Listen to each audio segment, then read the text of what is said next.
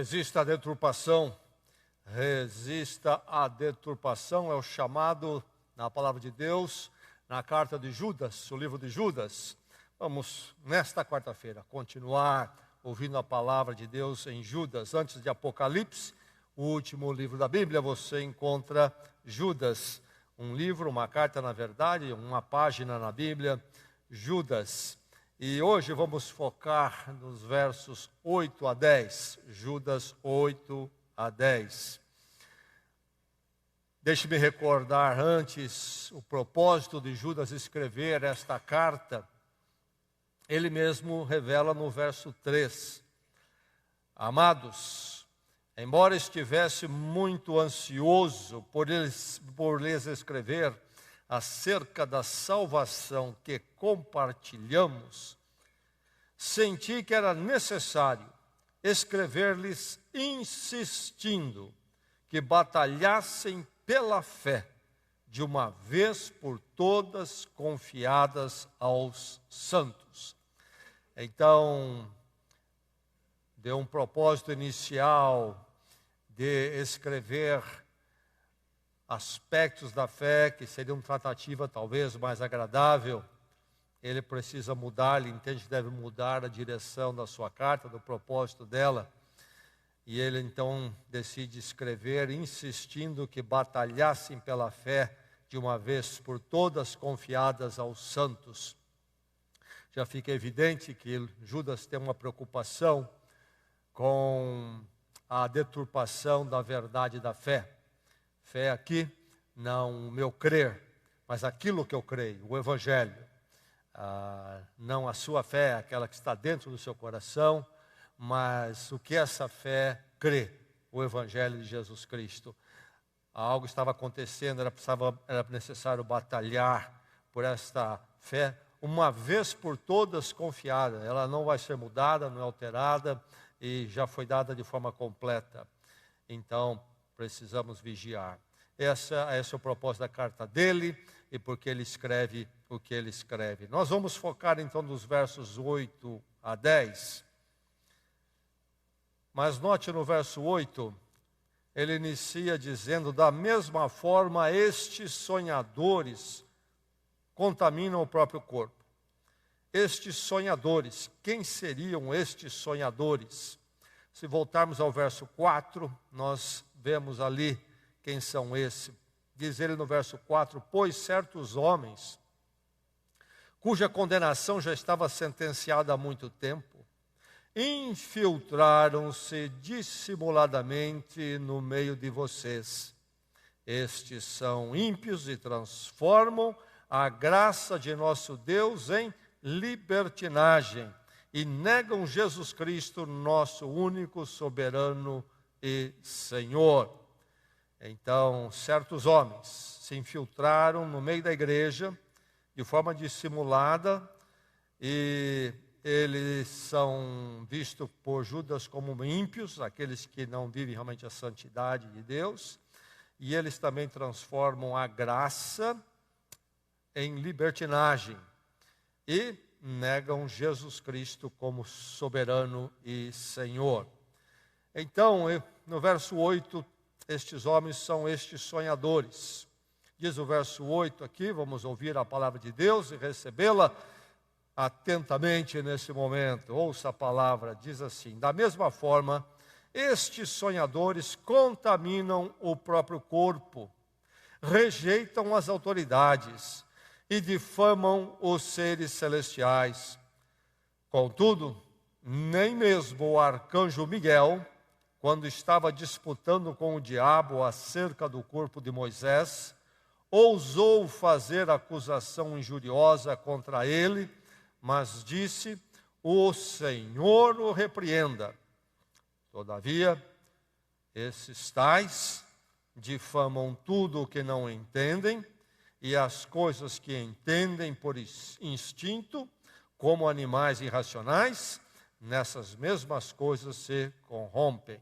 Mais uma vez o texto da palavra de Deus. Da mesma forma, estes sonhadores contaminam o próprio corpo, rejeitam as autoridades e difamam os seres celestiais. Contudo, Nem mesmo o arcanjo Miguel, quando estava disputando com o diabo acerca do corpo de Moisés, ousou fazer acusação injuriosa contra ele, mas disse: o Senhor o repreenda. Todavia, esses tais difamam tudo o que não entendem, e as coisas que entendem por instinto, como animais irracionais, nessas mesmas coisas se corrompem. Acabamos de receber a palavra do Senhor. Lá no meu ensino médio, em São Paulo, estudando em curso noturno, todos os colegas e eu vínhamos do trabalho direto para a escola. E chegando ali um pouco mais cedo, então, vindo do trabalho, não havia tempo de ir à casa. Íamos a uma ou duas lanchonetes que haviam ali perto. Em geral, íamos às lanchonetes para comer alguma coisa antes da aula. E ali nos encontrávamos, mas dava a hora em que o sinal ia soar e precisávamos entrar para a aula. Então, nos levantávamos e íamos. Início de ano, creio que era o primeiro ano, e lá estava um colega, e chegou a hora de levantarmos e ir para a aula. Ele mais dois estavam conversando, ali os três então, e resolveram não ir para a aula, talvez aí já no segundo ou terceiro mês do semestre inicial. E então resolveram faltar à aula, e foram fazer algo mais ali que alguém sugeriu. E na outra semana fizeram a mesma coisa, não apenas um dia agora, mas 2 dias. E foram repetindo isto e de forma crescente. Até que chegou um momento em que esse colega da minha sala me disse que ele estava abandonando o curso porque tinha estourado em faltas e não havia mais como, então, concluir o ano passando de ano. Podemos identificar essa atitude do meu colega como desvio. Nós usamos a palavra desvio normalmente da forma geográfica, não é? Saímos de uma rota, um caminho para outro. Mas podemos entender também que desvios podem acontecer em nossas atitudes e pensamentos. Há desvios geográficos que às vezes são necessários e são benéficos. Por exemplo, uma estrada está interrompida, caiu uma ponte, mas há um desvio que vai nos levar ao destino que nos propunhamos, em primeiro lugar, chegar lá. É um bom desvio.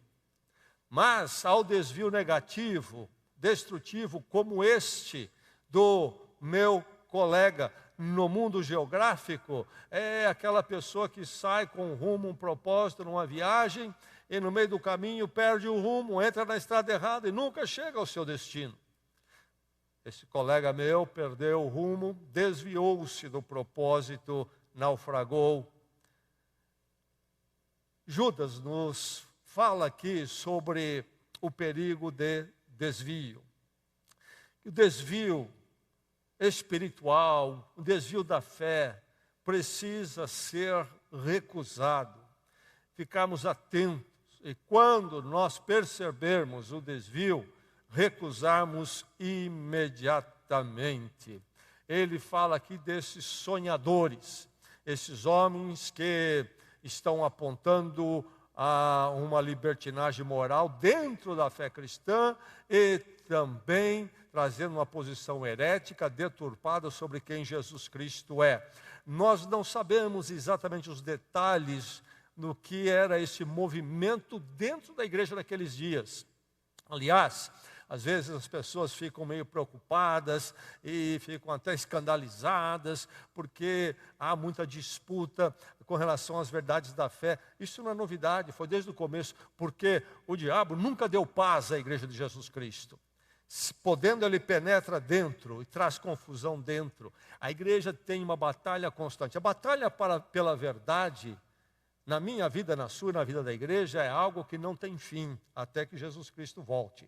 Constantemente, o erro nos rodeia. Mas enfim, aí estão estes homens com essas ideias, esses líderes até dentro da igreja, ou influencers, quem sabe, no nosso linguajar comum, atual. Mas ele agora aqui no verso 8 os chama de sonhadores. E talvez, lendo assim no primeiro momento, pensamos que eles eram essas pessoas que ficavam imaginando coisas e sonhando coisas só no campo da imaginação.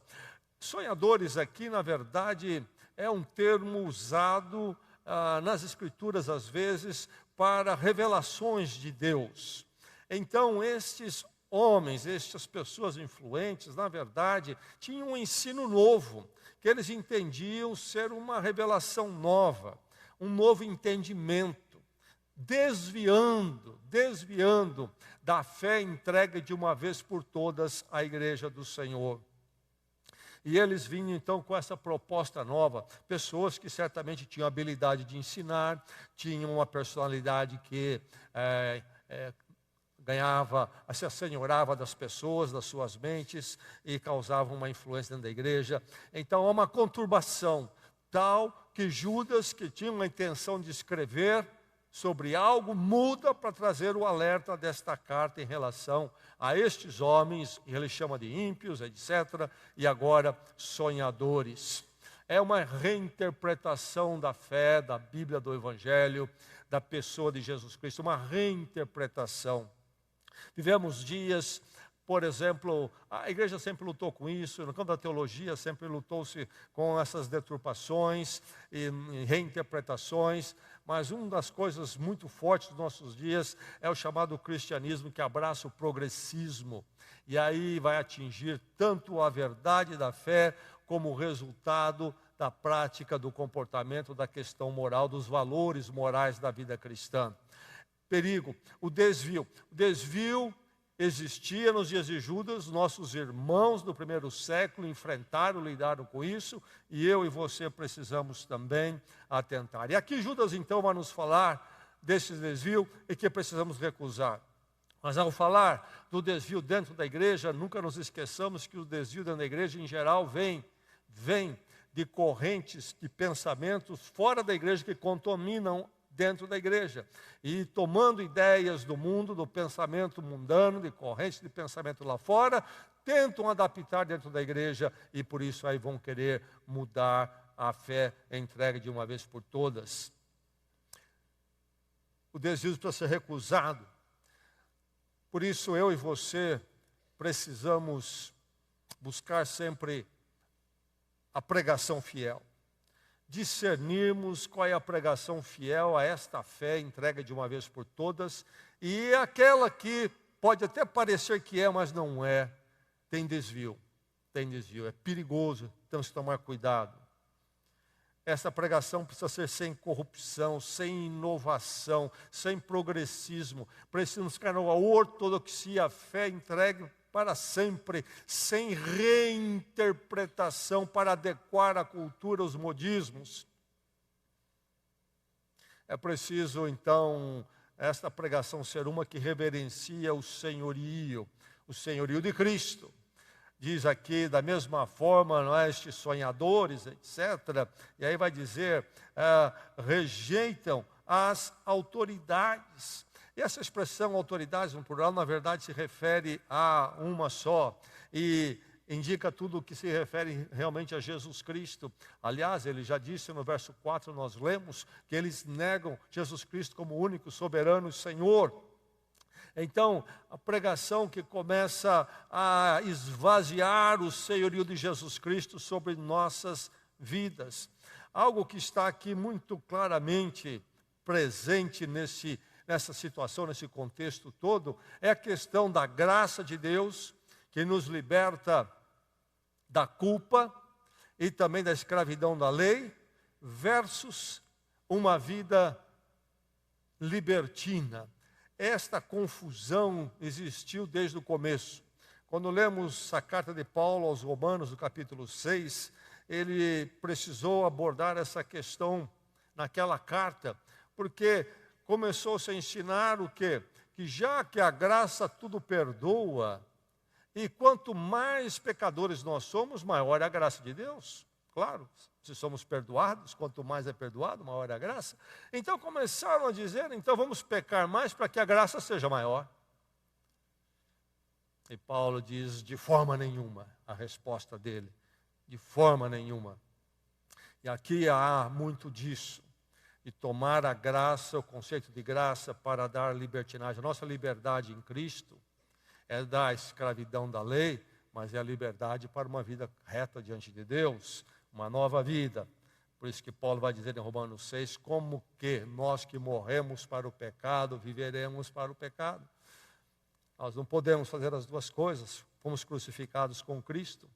A pregação fiel precisa referenciar o Senhor de Cristo de forma absoluta, ao ponto de preservar-nos de toda impureza. Preservar-nos de toda impureza. Eles contaminam o próprio corpo, e ele já falou de que eles são libertinos do ponto de vista da moralidade sexual.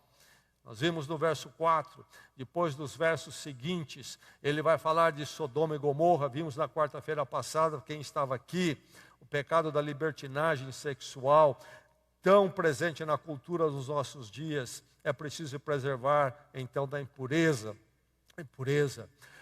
Nós vivemos dias quando isto é muito claro, fora da igreja, na cultura, e na visão progressista, de evangelho progressista, começa a se trazer essas interpretações culturais da ética sexual, etc., para dentro da igreja. Há um pregador, até de orientação batista, mas de uma linha razoavelmente progressista, na sua articulação toda, muito hábil. Eu, uma vez ou duas, ouvi as colocações dele, porque me enviaram e pediram opinião. Numa delas, eu me lembro que ele estava falando, creio que era, não sei se era um auditório, talvez, de jovens, e ele estava abordando a questão se o jovem poderia, morar junto antes de casar, sem casamento, etc. E ele, na articulação dele, ficou nem no sim, nem no não, de forma muito hábil e interessante até. E eu fiquei pensando, o jovem que está ali vai sair com que conclusão? O jovem talvez que já está na beirada do precipício, como é que ele sai dali? Cuidado, reverenciar o Filho de Cristo, preservar-nos da impureza. Há uma forma de viver em Cristo, inclusive a sexualidade, todas as questões morais, não somente a sexualidade. E a pregação, então, precisa ser fiel, mantendo essa reverência ao Senhor de Cristo. Não é o pregador o Senhor da palavra, é Jesus Cristo. O pregador é apenas um porta-voz debaixo de ordens. O senhorio é de Cristo. Aliás, no verso 1, quando Judas se apresenta, ele coloca ali o remetente, quem é o autor, que é ele mesmo. Então, ele vai dizer, Judas, irmão de Tiago e servo de Jesus Cristo. Servo de Jesus Cristo. Entendemos pelo contexto ali, que se ele é irmão de Tiago, então ele também era irmão ou meio-irmão de Jesus Cristo. Um dos 4 irmãos de Jesus Cristo era Judas, então seria o autor desta carta. E ele não se apresenta como meio-irmão do Senhor Jesus Cristo, mas como servo. E a palavra servo ali, no original, na verdade, a ideia é de escravidão. Então, reverenciar o senhorio, preservar a pureza e manter a reverência, manter-se reverente. Eles difamam, diz o verso 8, os seres celestiais. De alguma forma que havia uma reverência dessas pessoas com relação, ele diz, a seres celestiais. Uma interpretação que parece ser mais clara é que no judaísmo havia um entendimento de que quando Moisés recebe as leis do Senhor, os anjos foram mediadores ali da entrega da lei para Moisés em alguma forma. Então não era só uma questão de ser irreverente com os anjos, mas com a verdade de Deus nas Escrituras do Velho Testamento. Uma atitude, então, irreverente. Cuidado com pregadores irreverentes. É pregação que é irreverente com a palavra de Deus. uma família, um casal, aliás, me contou a experiência. Eles estavam evangelizando, tentando levar a Cristo um outro casal de amigos. E aí um dado pregador conhecido, e a igreja dele estava promovendo um encontro de casais, um retiro de casais. E eles pensaram que ótima oportunidade, vamos convidar esse casal de amigos, eles vão lá para um retiro de casais e vão ouvir a mensagem num ambiente agradável, etc. E o casal amigo não crente aceitou o convite e foi. E o pregador ali, que também tem a linha progressista, leu o texto bíblico e depois mais descascava o texto do que realmente pregava a palavra de Deus. Se dava liberdade de questionar tudo e lançar dúvidas sobre tudo, e inclusive apontar coisas que ele considerava negativas nas Escrituras. E logo ao fim da primeira palestra desse pastor, o casal, o marido no casal que não era crente, foram convidados, que era resistente à mensagem, virou para quem o convidou e disse: não falei para você que é assim mesmo a Bíblia? Cuidado com aqueles que dão liberdade de serem irreverentes no sentido não só de ser jocoso, mas acham que podem desmontar a Bíblia. Ouvi um pregador que tem uma pessoa aí que tem uma influência grande na internet sobre muita gente, dizendo que um capítulo da Bíblia ali, o autor naufragou, ele não deveria ter entrado naquele assunto, porque ele não tinha nem condições de entrar naquele assunto. Então, cuidado, muitas formas de irreverência. A pregação tem que ser fiel. Temos que recusar todo desvio.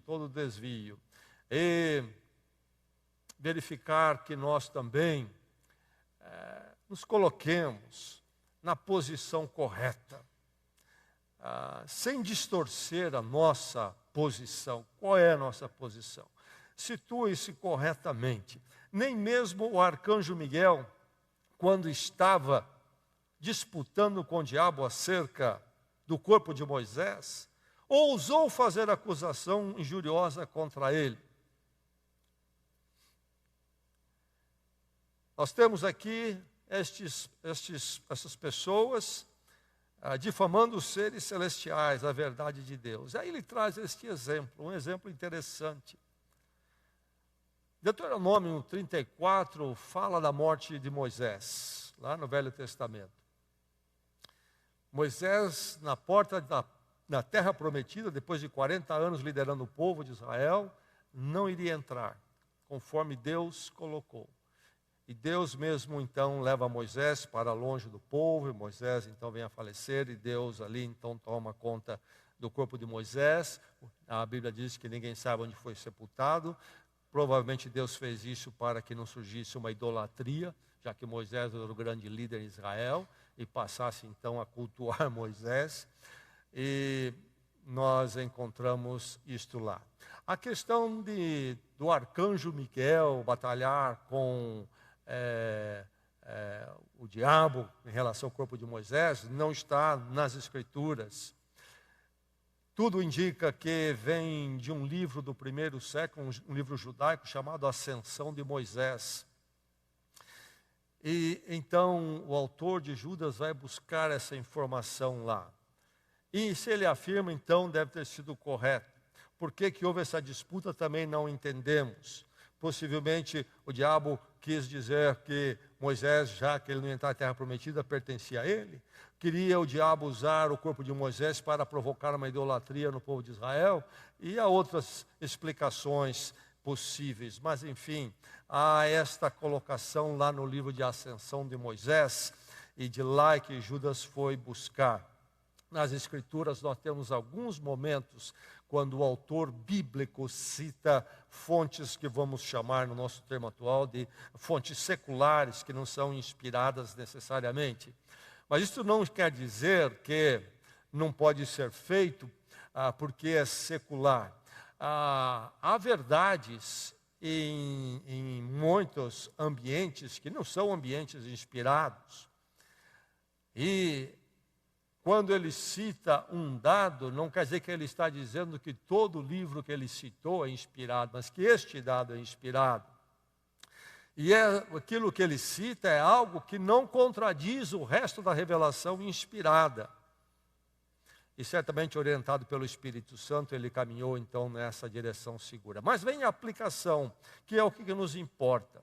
A aplicação aqui, situar-se corretamente. Reconhecer o nosso lugar. O arcanjo Miguel aparece nas Escrituras, isto é, o anjo principal, diversas vezes. Aparece lá no profeta Daniel, capítulo 12, Apocalipse 12, aquela batalha cósmica do diabo querendo então destruir o filho da mulher, esta mulher que aparece ali, uma figura em Apocalipse, e quem intervém ali, enviado por Deus para que não seja destruído o filho da mulher, que seria então a figura de Jesus Cristo, é o arcanjo Miguel liderando anjos. Enfim, esta batalha cósmica do Apocalipse, este anjo principal que aparece. Mas o arcanjo aqui, Miguel, ele se situa corretamente. Mesmo sendo o arcanjo principal, ele não sai do nível da posição que pertence a ele. Quando até ele mesmo enfrentando o diabo, ele reconhece a sua posição. Ele não é Deus.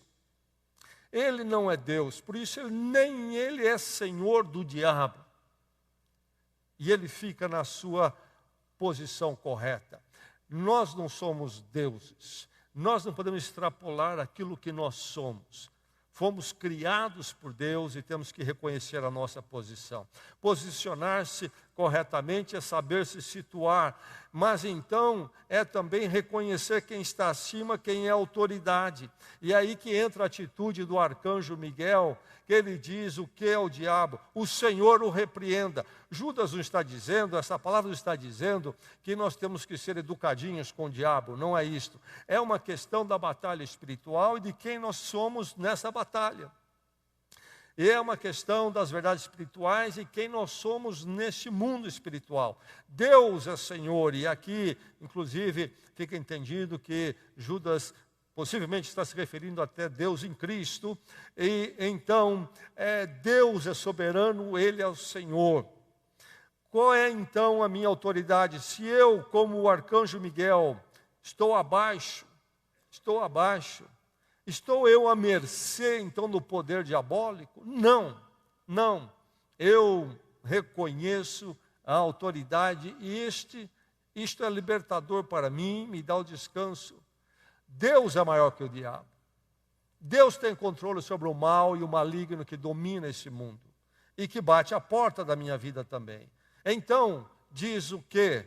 O arcanjo Miguel: o Senhor o repreenda. Fica o arcanjo Miguel vendido diante do diabo? Não, ele tem a arma para resistir, não nas suas forças, não se achando superior, mas confiando no poder de Deus, que é maior que todos. O Senhor o repreenda. Essa atitude que ele aponta para nós aqui, da posição correta, é exatamente a posição que não estava presente naqueles sonhadores. E por isso eles entravam por os caminhos errados e difamavam. E difamando, eles tomavam liberdade para ir em caminhos contra a fé entregue uma vez por todas aos santos. E indo por esses caminhos, eles encontravam mais liberdade para difamar. Então, é preciso recusar os desvios, é preciso ficar na pregação fiel, na nossa posição correta diante de Deus, com muita humildade e dependência dEle, nunca permitindo-nos então crescermos e nos acharmos donos da verdade. Podemos até difamar, questionar as coisas de Deus e tomar o lugar do Senhor, não, reconhecendo que a autoridade toda é dEle e toda a nossa batalha espiritual, inclusive, depende dEle. O Senhor o repreenda. Aliás, quando o arcanjo Miguel aqui diz isto, ele está fazendo o que Jesus Cristo fez na sua grande tentação, lá em Mateus 4, pelo menos, em Mateus 4, onde ele sofre 3 tentações. E as 3 tentações que ele sofre, como que ele responde, como é que ele lida com o diabo? Ele cita a palavra de Deus. Ele responde com a palavra de Deus. E aqui também o arcanjo Miguel está fazendo isso, porque essa expressão, o Senhor te repreenda, é encontrado lá no profeta Zacarias, capítulo 3, verso 2, numa situação semelhante, quando então também foi preciso lutar com a atuação maligna, e ali foi dito então, o Senhor o repreenda. Enfim, aí está a nossa posição, e a nossa autoridade não está em nós, mas em Deus mesmo. Então, manter-se no caminho da fé deve nos manter na posição correta, e também deve nos levar sempre a ter um discernimento lúcido, sem desvarios, sem aberrações. Discernimento lúcido. O mundo perdeu o discernimento lúcido. Eu e você estamos ouvindo coisas que nós jamais imaginaríamos que iríamos ouvir a questão de 15, 20 anos atrás. E olha-se, pessoas que dentro do mundo são consideradas pessoas inteligentes e preparadas, perderam todo o discernimento e estão defendendo coisas que fogem até a realidade. É impressionante. Essa palavra de Judas é importantíssima para nós. A perda do discernimento lúcido daqueles homens, daqueles sonhadores, é algo relevante para nós nos nossos dias, porque estamos vivendo isso. Pessoas estão perdidas, estão confusas, perderam todo o discernimento, não sabem se estão em pé ou de ponta cabeça. Todos nós sabemos que dizem hoje que aquilo que se praticou, não sei se por 4, 5 mil anos, entre obstetras e parteiras, hoje não faz sentido mais. Até poucos anos, antes do surgimento do ultrassom, era sempre aquele momento emocionante, quando então quem estava ali auxiliando, quem ainda ia preparado para aquilo, tirava na hora do parto o bebê e gritava, é menino, é menina. Dizem que agora tudo isso não faz sentido nenhum. Por 5 mil anos nós estávamos totalmente equivocados. Nós estávamos desorientados. Não há essa identificação. Não vou entrar nesse campo, porque vocês conhecem tudo isto. E a verdade é essa. Não há um discernimento lúcido. O mundo está cada vez mais confuso, perdendo o discernimento, desvarios e aberrações defendidos em teses acadêmicas, na área médica, inclusive, alguns defendendo.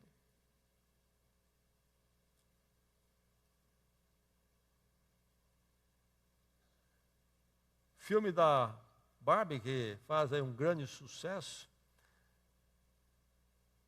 Há muita coisa a se falar sobre esse filme, mas algo essencial, apenas para citar algo, o que se tem ali é o quê? É uma jovem em crise de identidade do começo ao fim do filme e um rapaz em crise de identidade do começo ao fim do filme. O ser humano em Cristo, o crente, o jovem crente, não tem crise de identidade. Ele sabe de quem ele é, de onde ele veio, ele sabe o que ele é em Cristo, ele sabe que Deus tem um propósito na vida dele aqui, ele sabe como deve viver. Podemos ter ali, que podemos chamar de crise, momentos que temos que trabalhar com Deus, nosso coração, nossos caminhos, em termos, por exemplo, olha, eu vou fazer essa faculdade ou aquela faculdade, mas crise de identidade enquanto ser de jeito nenhum. Mas o filme representa bem. Esse é o mundo que vivemos, e o filme é apenas um espelho de tudo aquilo que está sendo feito, inclusive nos níveis acadêmicos, de justamente instigar o ser humano a ficar nessa crise de identidade. Dias difíceis para os jovens, e estão confusos, eles não têm discernimento, a lucidez foi embora, não sabem mais o que são, não conhecem a si mesmos, não têm referência. É preciso proteger o seu raciocinar, meu irmão. Porque se você não fizer isso, você vai também perder o discernimento. Aqui estão estes homens, estes líderes, e o que é que Judas diz deles no verso 10. As coisas que entendem por instinto, como animais irracionais, nessas mesmas coisas se corrompem. Isto é, eles não têm um discernimento espiritual mais. Eles não têm um discernimento transcendental das Escrituras.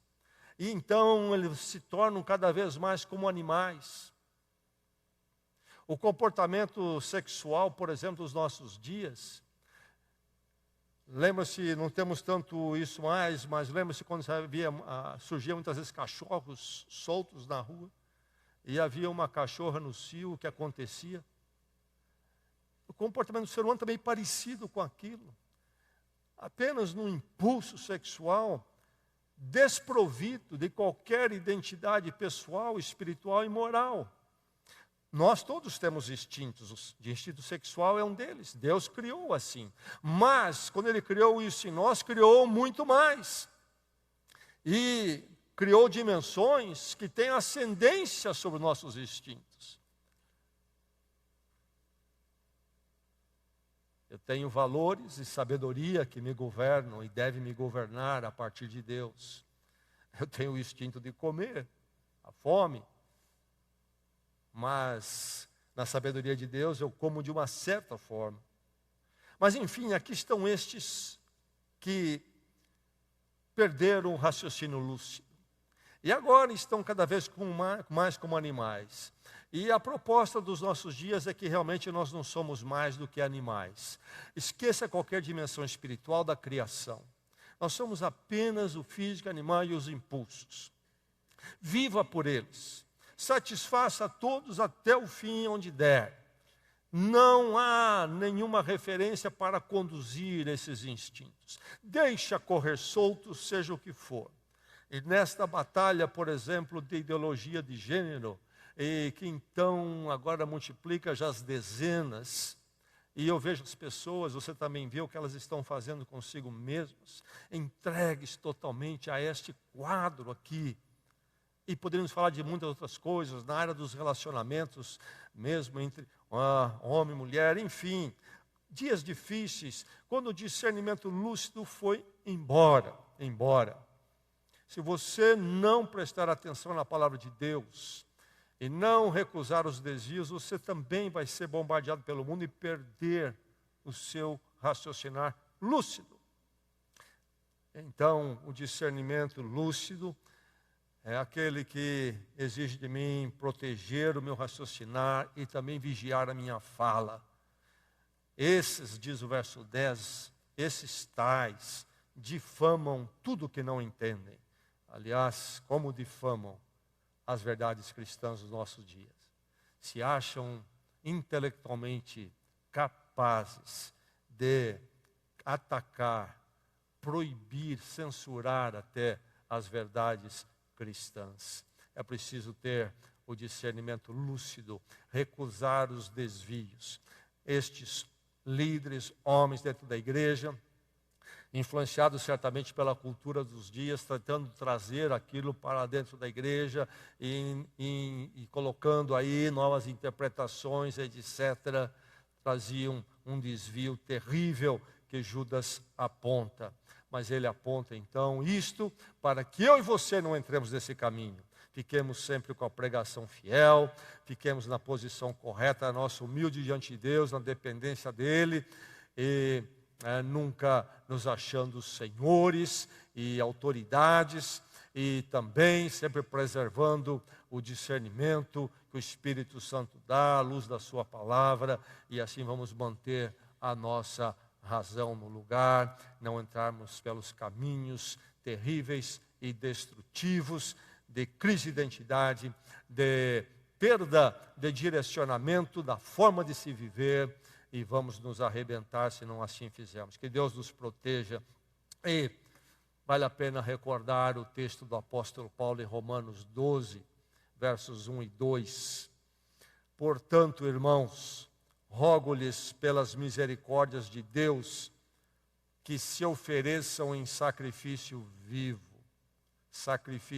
vivo, santo e agradável a Deus. Este sacrifício vivo é o culto racional de vocês. É o culto racional de vocês. E ele continua: não se amoldem ao padrão deste mundo, mas transformem-se pela renovação da sua mente. Mas transforme-se pela renovação da sua mente, para que sejam capazes de experimentar e comprovar a boa, agradável e perfeita vontade de Deus. Mas note aí, em tudo o que ele diz, no nosso culto racional, envolvendo o quê? A não se amoldar ao padrão da mente, da mentalidade mundana, mas transformarmos-nos pela renovação da nossa mente. Renovar como? Com a palavra de Deus. Com a palavra de Deus. Lá estou ouvindo a mídia, lá estou ouvindo o professor na escola, lá estou ouvindo os colegas do trabalho, lá estou ouvindo os parentes, e eles também estão todos moldados pelo padrão do mundo, estão moldados pela mídia, a música também está, o filme também está, e eu vou para a palavra para me reciclar, porque senão daqui um pouco eu estou igual a eles, amoldado ao padrão do mundo. Senão daqui um pouco eu perdi o meu discernimento lúcido, e estou igual o mundo está. Que o Senhor nos preserve sempre, e eu e você sejamos capazes de recusar todos os desvios e ficarmos no caminho do Senhor. Vamos orar.